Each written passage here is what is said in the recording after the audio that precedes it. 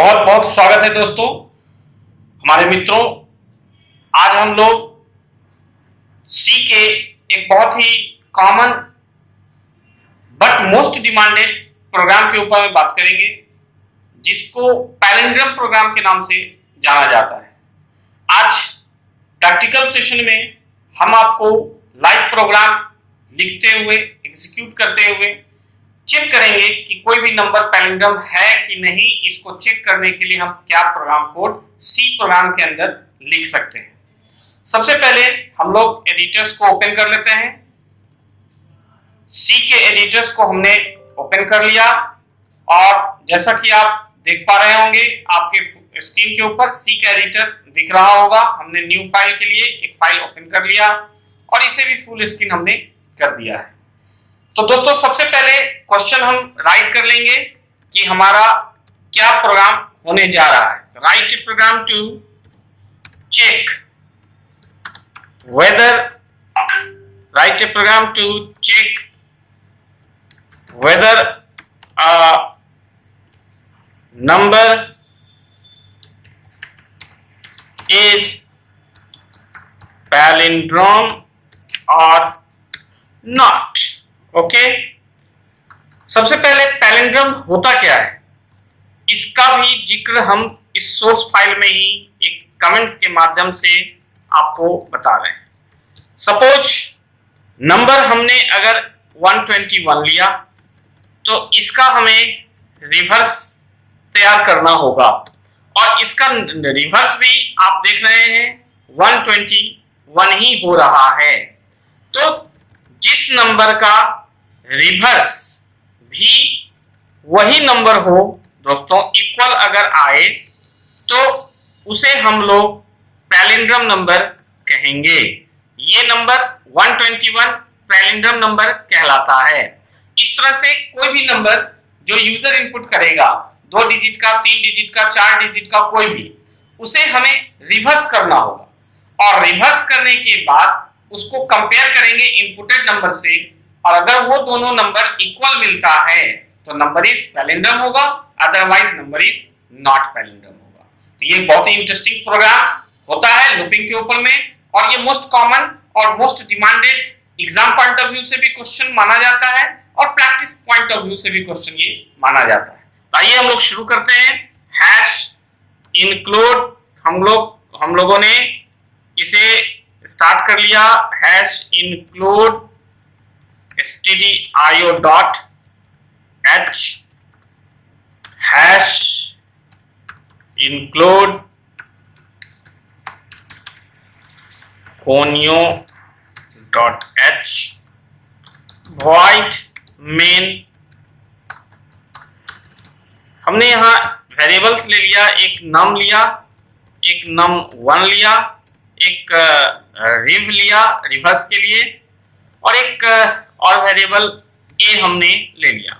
दोस्तों, एक मैं आपसे एक्सपीरियंस शेयर करूंगा कि जब बिगिनिंग फेज पे प्रोग्रामर्स होते हैं तो जैसे हमने यहाँ num1 रिव ए एक ही बार में 4 वेरिएबल डिक्लेयर कर लिया, ये सोच करके कि हमें इस वेरिएबल का जरूरत पड़ेगा। वेरिएबल का नाम तो कुछ भी हो सकता है, लेकिन हमारे माइंड में पर्पस डिफाइंड है ऑलरेडी कि हमें किस किस पर्पस के लिए वेरिएबल्स की जरूरत पड़ेंगे, इसलिए हमने 4 वेरिएबल डिक्लेयर कर लिया। जरूरी ये नहीं है कि हर बिगिनिंग फेज पे भी प्रोग्रामर्स को ये माइंड में आ जाए। तो आपको एक एडवाइजर के रूप में हम आपको सलाह देंगे कि आपको वेरिएबल्स को एक ही साथ सोचने के ऊपर में प्रोग्राम को रोकना नहीं है। आप एक वेरिएबल, 2 वेरिएबल डिक्लेयर करके प्रोग्राम में आगे बढ़ते चले जाएं। जब जब वेरिएबल्स की जरूरत महसूस हो आप यूज करें और ऊपर में जाकर उसे डिक्लेयर कर दें। ये जैसे जैसे आप प्रैक्टिस करते हैं प्रोग्राम के ऊपर और जैसे जैसे आप एक्सपर्ट बनते हैं, आपका माइंड उतना फास्ट वे में सोच पाता है कि वेरिएबल्स कितने जरूरत पड़ेंगे। हो सकता है इसमें हमने कुछ वेरिएबल छोड़ा हो जो आगे हमें जरूरत पड़े और हम उसे यूज करें। तो आप देखें, इस तरीके से प्रोग्राम बनाने के लिए प्रोग्रामर्स को प्रैक्टिस करने होते हैं। हमने यहाँ एक मैसेज लिखा यूजर के लिए, printf enter any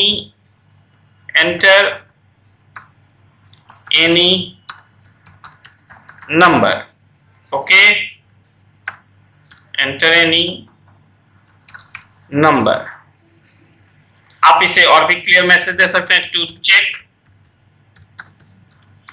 palindrome. Okay, scanf हमने इसे रिसीव कर लिया, %d&num.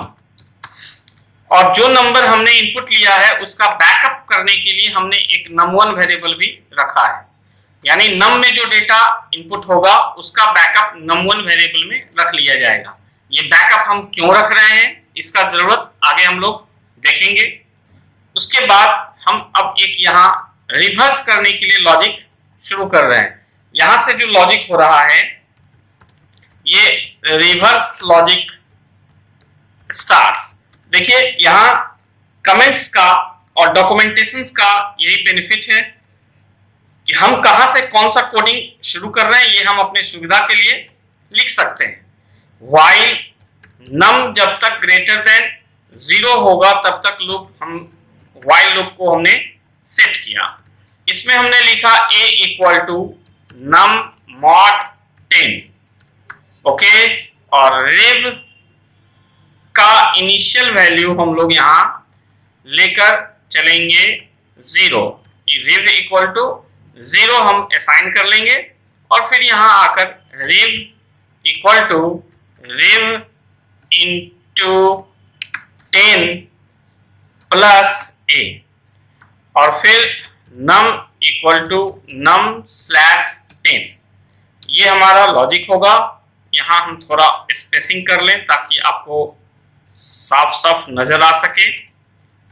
हमने जो लॉजिक लिखा है ये हमारा कोडिंग हो रहा है. उसके बाद यहां भी हमने स्पेसिंग कर दिया.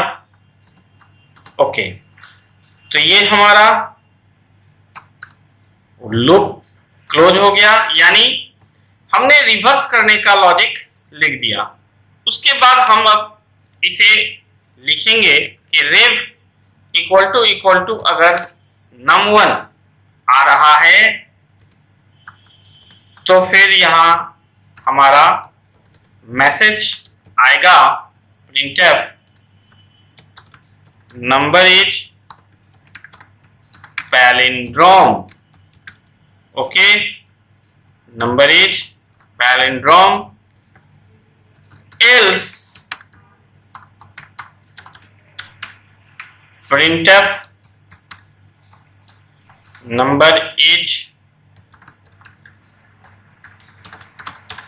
not palindrome. ये हमारा प्रोग्राम का लॉजिक हमने सेट किया. इस तरह से आप देख पा रहे हैं कि कैसे पैलिंड्रोम के लिए पहले रिवर्स का लॉजिक हमने लिखा व्हाइल लूप के माध्यम से. ये रिवर्स करने का काम करेगा. अब इसमें कौन सा स्टेटमेंट कैसे रिवर्स कर रहा है, क्या काम कर रहा है, इसके लिए प्रोग्राम को ड्राइविंग करने पड़ते हैं दोस्तों. वैल्यूज को एज्यूम करके हम हर एक लाइन के को इंटरप्रेट करते हैं तो हमें पता चलता है कि कैसे इसके अंदर रिवर्स का काम हो रहा है. फिर जिस वेरिएबल में फाइनली रिवर्स स्टोर होगा वो है रिव वेरिएबल.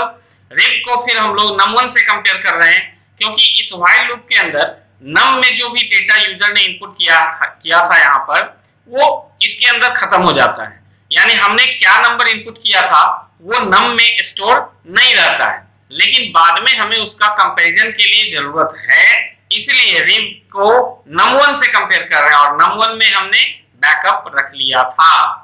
तो इस तरह से आप इसे अब पैलिंड्रोम के नाम से प्रोग्राम को आप सेव कर सकते हैं.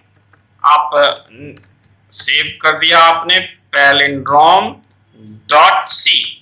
ओके, अब यहां हमने इसे कंपाइल कर लिया, सक्सेस है, रन कराया और यहां हमने नंबर दिया सपोज 1 2 1.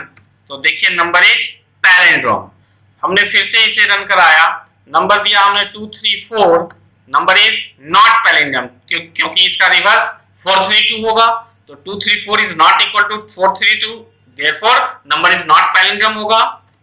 आप फिर से चेक करें, 1 2 3 4 4 3 2 1 होगा, इसलिए नंबर इज नॉट पैलिंड्रम।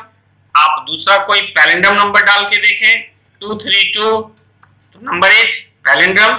इस तरह से जो भी नंबर पैलिंड्रम होंगे उसको ये पैलिंड्रम चेक करके बता रहा है, जो नंबर पैलिंड्रम नहीं है उसका ये नॉट पैलिंड्रम का मैसेज ये प्रोग्राम आपको देगा। अब हम अगर इसके लॉजिक को इंटरप्रेट करें, नंबर को आपको अगर हम यहां ड्राई रन करने का कोशिश करें दोस्तों, तो आप कैसे इस प्रोग्राम को इंटरप्रेट कर सकते हैं। व्हाइल लूप के अंदर हमने जो लॉजिक लिखा था, सपोज नम इक्वल टू हमने लिया था 1 to 1, और व्हाइल के अंदर हमने लॉजिक लिखा नम ग्रेटर देन 0। इसके अंदर हमने लिखा था a equal to num mod 10। तो जैसा कि आपको पता है मॉड रिमाइंडर देने का काम करता है। फिर हमने rev equal to rev into 10 plus a, और फिर यहां num equal to num divided by 10। ये लॉजिक यानी ये फॉर्मूला हमने रिवर्स करने के लिए लिखा, और ऊपर में हमारा रिव जो वेरिएबल चल रहा है उसका इनिशियल डेटा 0 है, और एक बैकअप में हमने लिया था num1 इक्वल टू num। यहां हमने आपको समझाने के लिए नोटपैड में कोड को लिखा है ताकि आपको क्लियरली विजिबल हो सके और समझ में आए। तो जैसा कि आप देखें, हमने यहां पर num को एज्यूम कर लिया, num को हमने एज्यूम कर लिया num इक्वल टू 1 to 1। अब फर्स्ट टाइम जब हमारा लूप चल रहा है, फर्स्ट लूप, तो फिर आप देखें a इक्वल टू वैल्यू आएगा 1 to 1 मॉड 10। तो इससे हमारा आउटपुट होगा a में क्या आएगा, तो 1 आएगा। क्यों? क्योंकि 1 to 1 यानी 121 को 10 से आप डिवाइड करेंगे तो 12.1 इसका रिजल्ट होगा। पॉइंट के बाद जो कुछ भी आता है उसे रिमाइंडर कहते हैं। मॉड ऑपरेटर का काम होता है रिमाइंडर देना, तो इसलिए इस केस में a का वैल्यू 1 होगा। अब यहां हमारा प्रोसेस होगा रिव इक्वल टू रिव इनटू, तो रिव का इनिशियल वैल्यू हमने 0 रखा है दोस्तों, इनटू 10 प्लस 1 प्लस a है तो प्लस 1 इक्वल टू, आप जब इसे कैलकुलेट करेंगे तो 0 इंटू 10 0 प्लस 1 यानी 1। फर्स्ट टाइम रिव का वैल्यू 1 हो गया। नेक्स्ट फिर नम इक्वल टू, फिर यहां हमने 1 to 1 स्लैश 10 यानी नम का डेटा तो अभी भी 121 ही है, उसको फिर हमने स्लैश 10 किया, तो इस केस में इसका रिजल्ट होगा 12, क्योंकि 12.1 इसका रिमाइंडर होता है, पॉइंट से पहले क्वेश्चन पार्ट होता है, स्लैश का काम होता है क्वेश्चन पार्ट देना।